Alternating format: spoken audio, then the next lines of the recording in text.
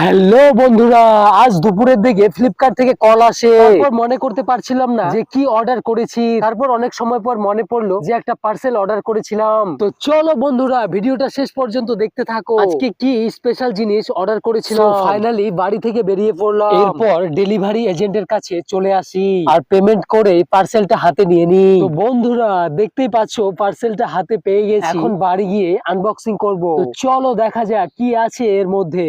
So finally আমি বাড়িতে চলে এসেছি আর এটা আনবক্সিং করার জন্য একটা কাঁচি নিয়ে নিয়েছি। সিলটা খোলার পর একটা সাদা রঙের বক্স বের হলো, যেটাতে লেখা আছে ম্যাক। তো চলো বন্ধুরা দেখা যাক ম্যাকের কোন পার্সেল আমার বাড়িতে আজ এসেছে।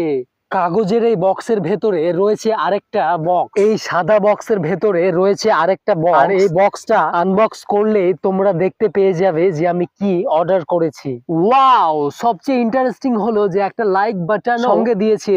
তোমরা লাইক করে দাও ভিডিওটা। তো ফাইনালি বন্ধুরা মেন বক্স খুলে দিলাম। আর এই যে কালো রঙের বক্সটা দেখতে পাচ্ছো, এটার মধ্যে আসলে জিনিসগুলো সাজিয়ে রাখা রয়েছে।